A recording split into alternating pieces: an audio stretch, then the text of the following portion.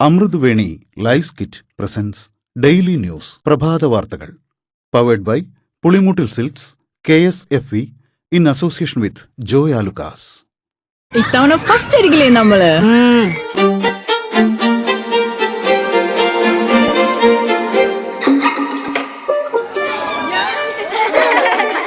കുട്ടികൾക്കൊക്കെ പെയിൻ ശല്യം ഉണ്ടാകും. അതുകൊണ്ട് ലൈസ് കിറ്റ് ഉപയോഗിച്ച് ക്ലാസ്സിൽ വരാൻ പ്രത്യേകം ശ്രദ്ധിക്കണം. ലൈസ് കിറ്റ് ലൈസ് റിമൂവർ പെയിൻ ശല്യത്തിൽ നിന്നും ഉടനടി ആശ്വാസം. നമസ്കാരം, ഞാൻ നീതു കൃഷ്ണ. ഡെയിലി ന്യൂസിന്റെ പ്രഭാത വാർത്തകളിലേക്ക് സ്വാഗതം. ഇന്ന് ജൂലൈ 29 ബുധനാഴ്ച. മനുഷ്യരെ ആക്രമിക്കുന്ന തെരുവുനായകളെ പഞ്ചായത്തുകൾക്കും മുനിസിപ്പാലിറ്റികൾക്കും കൊല്ലാമെന്ന് ഉത്തരവ്. ഇതിന് അനുമതി നൽകി സംസ്ഥാന സർക്കാർ ഇന്നലെ ഉത്തരവിറക്കി. സുപ്രീം കോടതിയുടെ നിർദ്ദേശമനുസരിച്ചാണിത്.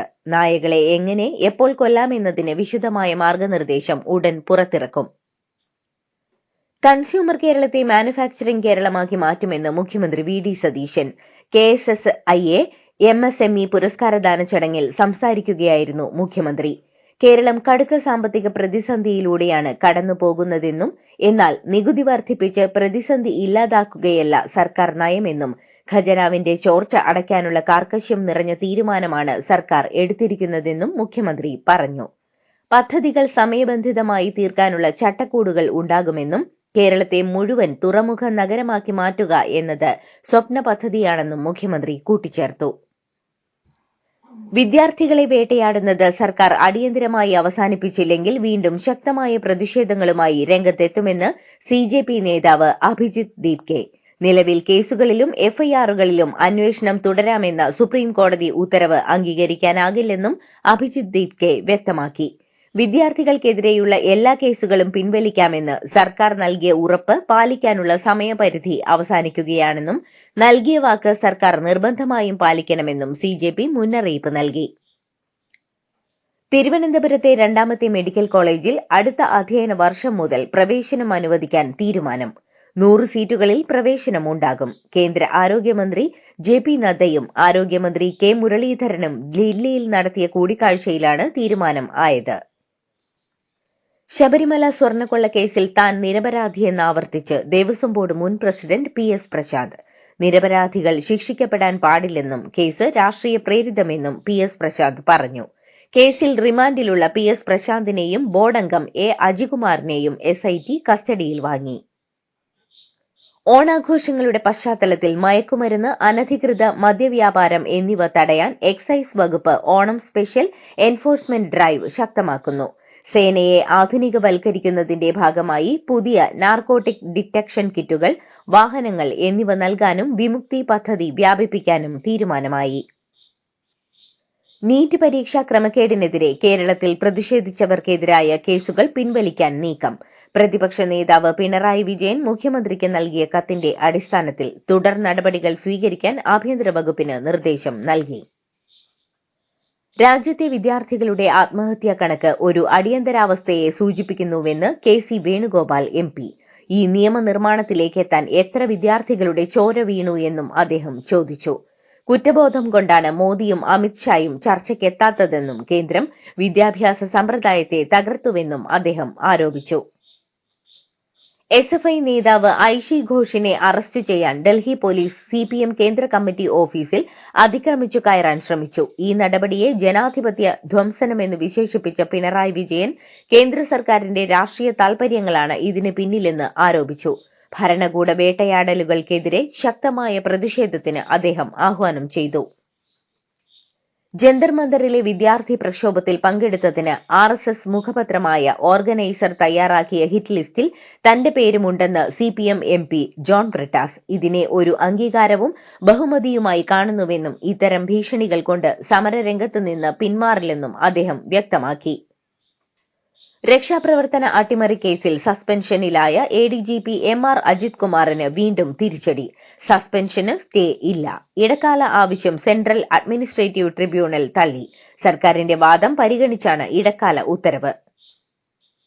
രാജ്യത്തെ വൻ പ്രക്ഷോഭങ്ങൾക്ക് മുന്നിൽ നരേന്ദ്രമോദിക്ക് മുട്ടുമടക്കേണ്ടി വന്നുവെന്നും രാജ്യം എങ്ങനെയും മാറ്റിയെടുക്കാമെന്നതിന്റെ തെളിവാണ് വിദ്യാർത്ഥി പ്രക്ഷോഭത്തിന്റെ വിജയമെന്നും CPM സംസ്ഥാന സെക്രട്ടറി MV ഗോവിന്ദൻ. സിയാദിന്റെ കസ്റ്റഡി മരണത്തിൽ CBI അന്വേഷണം ആവശ്യപ്പെട്ട അദ്ദേഹം TG മോഹൻദാസിനെതിരെ കേസെടുക്കാത്തതിനെയും വിലക്കയറ്റം, വൈദ്യുതി പ്രതിസന്ധി എന്നിവയെയും ചോദ്യം ചെയ്തു. ഓണത്തിന് ബംഗളൂരുവിൽ നിന്ന് പ്രത്യേക ട്രെയിൻ സർവീസുകൾ പ്രഖ്യാപിച്ച് റെയിൽവേ. ഓഗസ്റ്റ് 25, 29 തീയതികളിൽ ഹുബ്ബള്ളിയിൽ നിന്ന് കോട്ടയത്തേക്കും 26, 30 തീയതികളിൽ കോട്ടയത്ത് നിന്ന് ഹുബ്ബള്ളിയിലേക്കും സർവീസ് നടത്തും. പൂവിളി പൂവിളി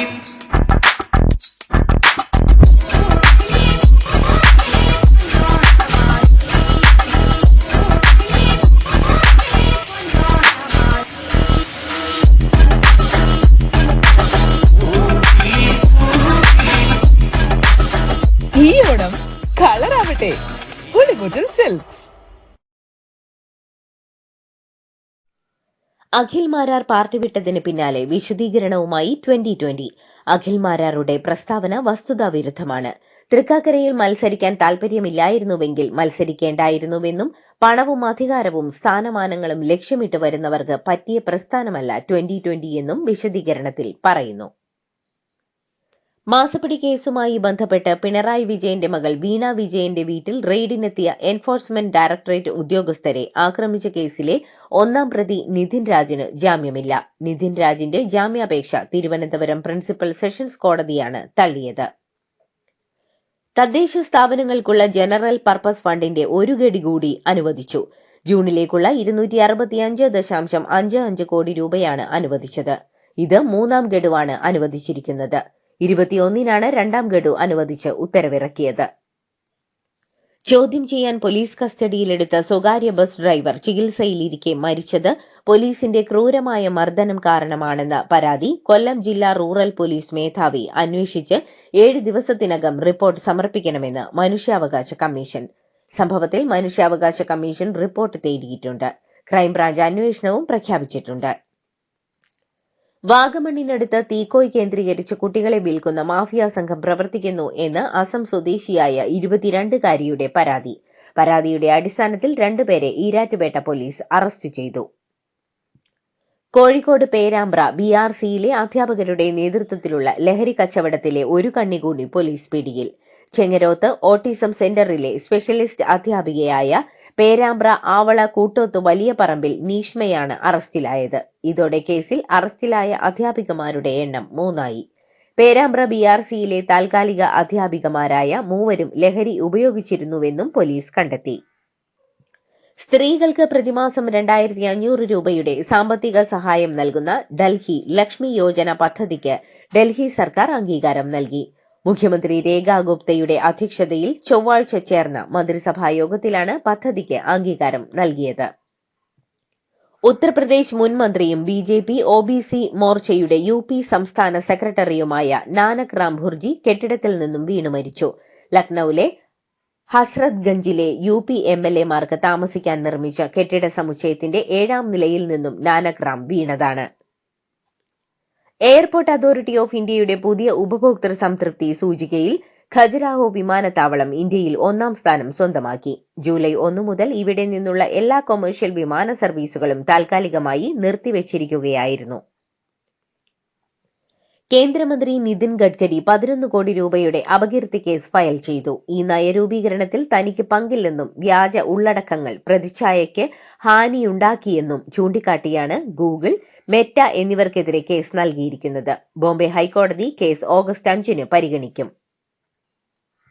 കസ്റ്റഡിയിലുള്ളതും കല്ലുകൾ നിറഞ്ഞതുമായ വാഹനം സമാധാനപരമായി ആളുകൾ തടിച്ചുകൂടിയ ഡൽഹിയിലെ പ്രതിഷേധ സ്ഥലത്തേക്ക് മാറ്റാൻ ഉത്തരവിട്ടത് ആരാണെന്ന് ഡൽഹി പോലീസ് ഉടൻ വ്യക്തമാക്കണമെന്ന് CJP നേതാക്കൾ. സമാധാനപരമായി പ്രതിഷേധിക്കുന്ന വൻ ജനക്കൂട്ടത്തിനിടയിലേക്ക് കല്ലുകൾ എത്തിക്കാൻ തീരുമാനമെടുത്ത പോലീസ് സേനയിലെ ഉദ്യോഗസ്ഥർക്കെതിരെ കർശന നടപടി സ്വീകരിക്കണമെന്നും CJP ആവശ്യപ്പെട്ടു. ജന്തർ മന്ദറിലെ പ്രതിഷേധ സ്ഥലത്തിന് സമീപം കല്ലുകളുമായി കണ്ടെത്തിയ ദുരൂഹ ലോറി ജൂലൈ 20-ന് 4 ദിവസം മുൻപ് തന്നെ ദില്ലി പോലീസ് കസ്റ്റഡിയിലെടുത്ത വാഹനമാണെന്ന വെളിപ്പെടുത്തലും CJP നടത്തി. പ്രിയങ്ക ഗാന്ധിയുടെ പരാമർശത്തെ ചൊല്ലി പാർലമെന്റിൽ ബഹളം. പുതിയ വിദ്യാഭ്യാസ മന്ത്രി പ്രഹ്ലാദ് ജോഷി ബിൽക്കിസ് ബാനു ബലാത്സംഗ കേസിലെ പ്രതികളെ അനുകൂലിച്ചുവെന്ന് പ്രിയങ്ക ഗാന്ധി പറഞ്ഞതാണ് ബഹളത്തിന് കാരണം. ഇതിന്റെ രേഖ സഭയിൽ വച്ച ശേഷമേ തുടർ പ്രസംഗം അനുവദിക്കൂവെന്ന് ഭരണപക്ഷം ആവശ്യപ്പെട്ടു. പത്രത്തിൽ വന്ന റിപ്പോർട്ടെന്ന് പ്രിയങ്ക മറുപടി നൽകി. കോക്രോച്ച് ജനതാ പാർട്ടി രൂപീകരിച്ച നിധിയിലേക്ക് 1 കോടി രൂപ സംഭാവന പ്രഖ്യാപിച്ച് മുതിർന്ന അഭിഭാഷകൻ കപിൽ സിബൽ. ഡൽഹിയിൽ അടുത്തിടെ നടന്ന പ്രതിഷേധവുമായി ബന്ധപ്പെട്ട് അറസ്റ്റ് അടക്കമുള്ള പോലീസ് നടപടികൾ നേരിടുന്ന സമരക്കാർക്ക് നിയമസഹായം എത്തിക്കുന്നതിനായാണ് സംഭാവന.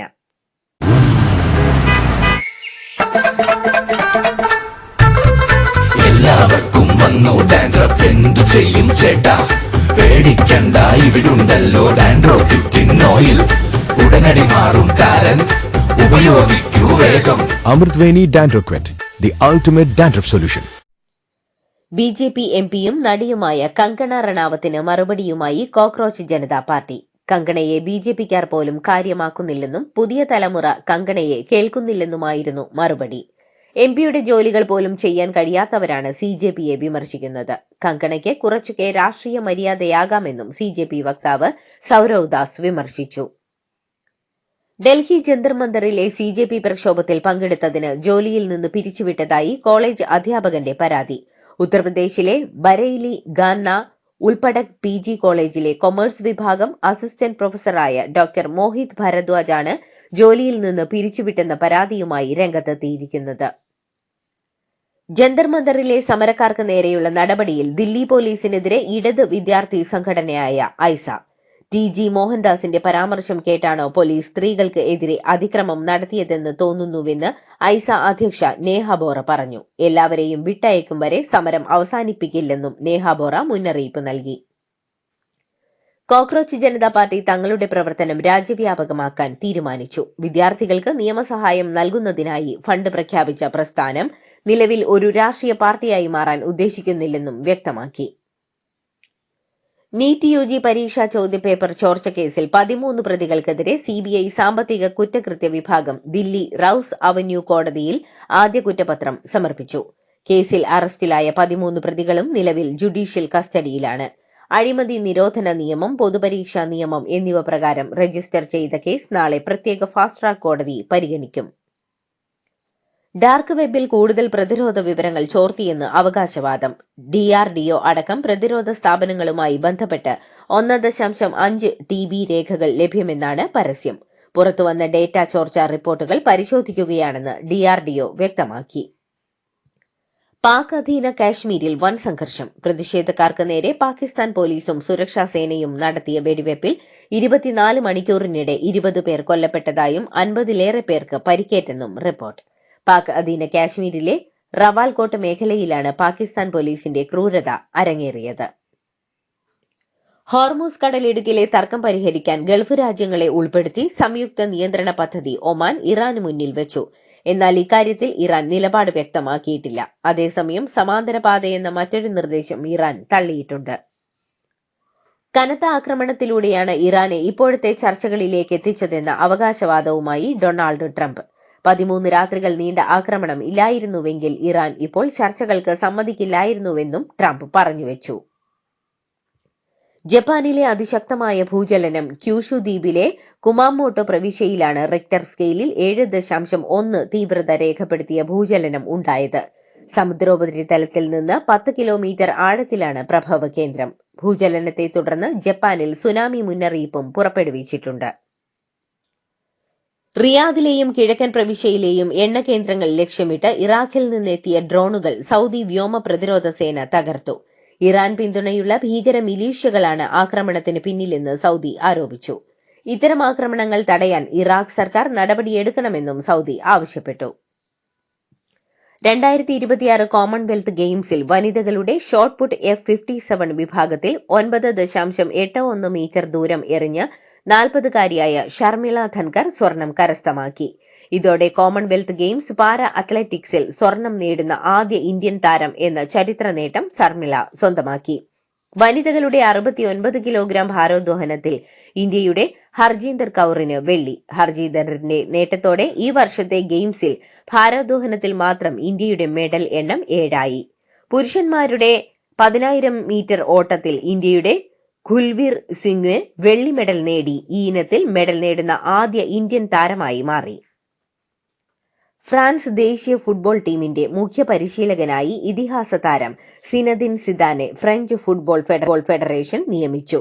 പരിശീലകനായിരുന്ന ദിദിയർ ദശാംസ് പടിയിറങ്ങിയതിന് പിന്നാലെയാണ് സിദാന്റെ വരവ്. ഇതോടുകൂടി ഡെയിലി ന്യൂസിന്റെ ഇന്നത്തെ പ്രഭാത വാർത്തകൾ സമാപിക്കുന്നു. ഡെയിലി ന്യൂസിനു വേണ്ടി വാർത്തകൾ വായിച്ചത് Neethu Krishna. Daily news live .in വാർത്തകൾ വിരൽ തുമ്പിൽ.